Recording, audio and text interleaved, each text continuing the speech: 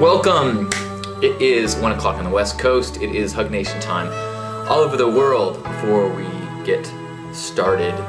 Although there is no real start or end, is there? It's just a Mobius strip of now. So for this now, let's take a deep breath.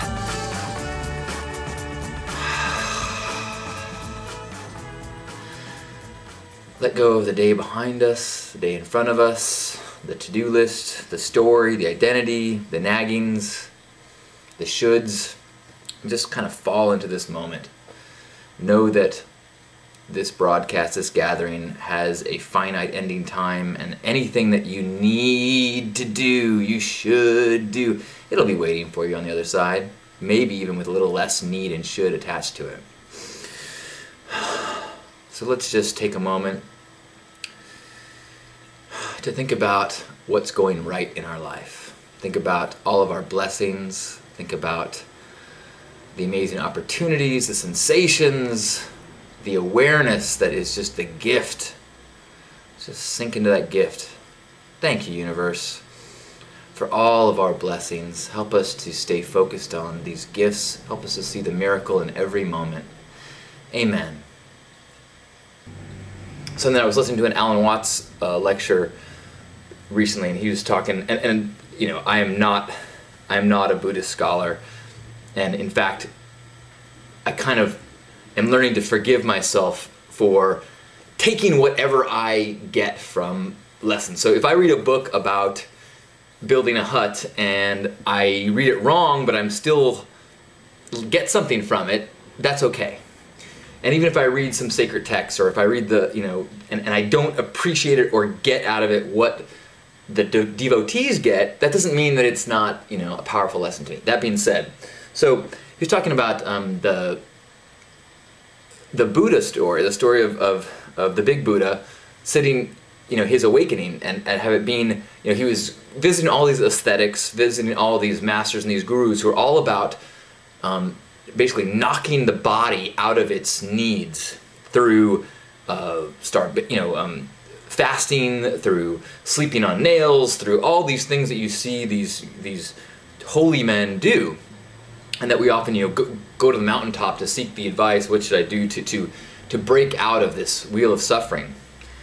And my understanding of the story was, you know, it was Buddha's kind of accepting a gift of some sort of milk soup, and he said, and in that moment of like appreciation, that moment of just like gluttonous glory as he's appreciating this food thing, is when he went "Buh!" and had that. This isn't a linear path towards enlightenment. It's a snap. So I'm not sure if I'm manipulating that story so that it can justify my lack of discipline, but I tell you what, every time I crack open a carton of Ben & Jerry's in the middle of the night, I'm like, maybe this is gonna be my milk soup. Oh, so good. Oh, thank you, Buddha. Oh, so, oh. Oh. That's right, this is the Ben & Jerry Path to Enlightenment. By the way, how topical, I think it's free cone day at Ben & Jerry's. So, you know, just drive right by the Buddhist temple today and get your cone. Crapper cone, look at that. Man, I've been so in the flow lately. And when in the flow, I mean things just like synchronicity stuff. Right there, I was talking about Buddha turned into ice cream. It's ice cream day, which reminded me of the crapper cone, which is one of the stories that I tell all the time here. Get out of here. I was, it's been happening a bunch this week. I went to a Neverland theme party. And I was actually telling the story of going to this party because although it was technically a Neverland theme party, you wouldn't know it from the outside. It looked just like a party where there was one guy dressed up in a pirate puffy shirt, lace pants, and a foam sword. That one guy was me. The rest of the people were dressed in black hoodies and surf gear. So I guess the Neverland boy who never grew up theme really kind of took shape in ways I did not expect. Anyway. So I was telling my brother about the Neverland theme party, and on our way to Borrego Springs to look at wildflowers, and as we pulled up behind this car, its license plate was Neverland. And I'm like, whoa. Then we get to Borrego Springs, which is a 2-hour-plus drive. There's no parking. There's tons of people because there's all sorts of wildflowers there. So we drive. Finally, we find this obscure place to park. And on our way back to the car, who drives right up by our car? In this 2 hours away, in the middle of the desert, away from nowhere, on a back street because there wasn't parking over here? Carpo? Carpo, who's in the chat room right now? I'm not sure why. I mean, it's happening so often right now. I told Carpo, I'm like, it's almost like the God scriptwriter of my life is running out of extras. It's just like, well, just, you know what, I got vacation coming up. We got to program this whole Matrix story for this guy. Let's just recycle some stuff. Or let's just make it just really easy. Just right down the line. Just make it seem like super flow. When I was in... at Fuente, which I'll try to talk a little bit about. I mentioned it last week, and just to say, Carpo said I'll be an extra in this movie anytime. I don't mean that in a value judgment of whether you're a large player or a small player. I mean that we are all, you know, the protagonists of our life story, and everyone else is extra. Or at the same time, everyone else is also us. There is only one story, and everything is interconnected. I'm just filming and directing the movie from here. Jacob Glass has a really neat idea about that. Directing is what your life is about. You don't write the script, you direct. Meaning, you can't always control, rarely can you control the circumstances that come into your life. You can't control, whatever, the people, the finances, the job. However, you have absolute control over how you set the scene, over what you focus on, over how you tell the story. Is the story about a man who, while never appreciated, finally decides, or finally gets so frustrated by his circumstances that he flees in shame? Or is the story a man finally becomes so empowered by his dreams that he goes off in search of adventure? Same script, different directing. Okay, so at Fuente,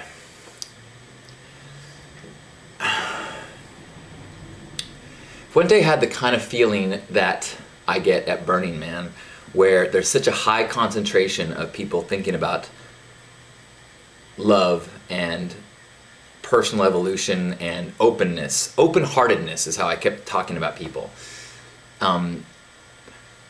That it created an energy that was really magical. And I was all, there was a number of just individual examples, but there was a time when I was just kind of blown away by how amazing it was. All these people, and there was, if you saw some of the pictures that I've published or the video, you can see this location is just unbelievable. It's a natural hot springs in the middle of nowhere in Mexico. Gorgeous setting, and then they built this campground. So every little campground, there's a campground made up of like 15 campgrounds. Each one has they've created a pool, a little hot tub to collect the hot water from the hot spring. So each campground has its own jacuzzi, natural jacuzzi, and then there's palm trees everywhere. And then for this one big day, they filled this huge pool with the hot springs water. So the warm pool with palm trees all around. They set up a DJ booth. Everyone's in costumes or half naked and body painted, and squirt guns and music and then skits and dancing and fire performing and spinning and poi and hoops. Dear Lord, the hoops! And as first of all, I was just kind of pulling to this place of like, just raw core appreciation. Like, I think I'm getting really good at being able to find gratitude and appreciation in almost anything. and starting a day, walking on the street, and kind of pulling back in that place of like, beautiful tree, beautiful flower, sky, consciousness, choices, so blessed. But when by practicing that mentality, I'm doing it. Look, here's my awesome thing list that I just keep adding to every day. As cool things happen, I just keep writing them down. I'm collecting evidence of what's going right. So as I'm practicing this skill, and then in this place with all these heart-open people in this miraculous oasis of a location, I was like, how? I mean, I'm mind-blowingly blessed. How many people in the history of the planet have had the opportunity, the resources, the connections, the awareness to find a place like this to camp and experience it, with a community like this, with an energy and an art and a supportiveness? And I was just like, I just kept saying, I feel like I got the golden ticket, like this is amazing. I mean, amazing. And the more I kind of like was talking with people about it, a lot of the people there are on similar paths of practicing their gratitude, practicing their pursuit of love, or their recorrection towards love. And so it kept being reaffirmed that I'm like, how did this happen? I'm like, oh, well, it happened by constantly being appreciative and noticing the good and noticing the love and appreciating the love and steering back towards love and appreciation and elevating. And when I keep recorrecting my path towards that direction, the only outcome is in places like this, with people like this, having feelings like this. It's the natural progression of that. And I'm sitting there going, oh my gosh, this is like, I'm just, awestruck. And I started thinking, if I could have asked myself 10 years ago, this experience that I'm living right now, my life as it is happening, is literally beyond my wildest dreams. I could not have imagined this. I mean, the people were more beautiful than anything I could have imagined. And when I say beautiful, I don't mean their physical appearance was necessarily more attractive than anything I could imagine, but a combination of their shells and the lights that shine from within them created this, like, just this raw beauty. And then the location, the setting, the smiles, the energy, the music, it was just like, I literally could not script this. And if you see the video of me talking about it, at one point I say, I was crying, and I'm like, I just can't, I had no idea that my life could be like this. I had no idea. And right when I say I had no idea, 100 feet away, you hear booming from the DJ booth, the DJ says, "You have no idea how much we love you guys." And I'm like, what? And then a couple minutes later, as I'm still going, I'm like, I can't believe how many people, I'm like, I can't believe, like, I feel like the universe's greatest scriptwriter is writing my life. I mean, how is this happening so perfectly, so amazing? And as I was saying that, I was recording it because I'm like I just want to remember this feeling. As I was saying that, the DJ put on Halcyon and On as the last song of the night at this pool party, which is one of my favorite techno songs, and not the reason why I have my name Halcyon, but another serendipitous thing. And then I was like, for real? For real? It's just amazing. All weekend long, when it's not really a weekend, it was 4 or 5 days, but every time someone asked, like, hey, like, people have that kind of standard, how's it going? How's it going? And you say it almost like a greeting, like what you really mean is nod. But every time someone asked it, I said, perfect. Perfect.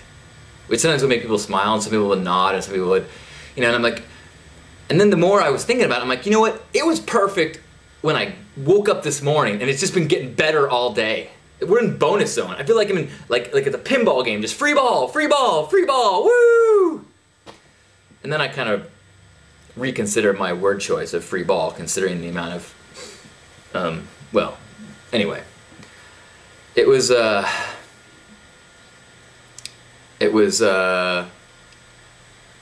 really reaffirming. And the thing that was probably the most lastingly impactful about going down there was the number of people that I talked to, and I've said this a number of times, but the number of people that I talked to who have made changes to their life, changes to the way they spend their time and their energy, so that a portion of their efforts, of their energy, is going towards gifting themselves to the world or to people in a way that lifts people up. Whether that is giving seminars or dancing or hooping or, I mean, and not, you know, from grand things to small things, but just people who kind of hit that snap in their head, either through Burning Man or this community or something, where they realize, oh my gosh, the carrot that I've been chasing after, the carrot that really matters to me is that feeling of enlightening people or waking somebody up or lighting somebody up. And so I know I have to do certain things to get resources to pay this and that and that, but that's consequential or inconsequential. My drive is to light people up, and I'm gonna do what it takes to make, you know, to find a way to do that, whether it's, you know, a crack in my week that I'm able to fit in, you know, a hooping class or a once a month trip with the HugNation tour to visit the homeless, or what, you know, I don't know. That's what's so great, is that it's people finding what it is for them. You know, I sometimes was skeptical when I would hear people say that, you know, it's all about finding your own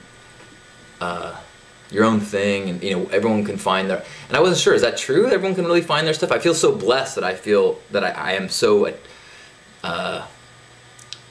attuned to what lights me up. But maybe it's so simple as just finding what your gift is. What's something that you have to give is, and then gifting it to your friends, your family, to strangers.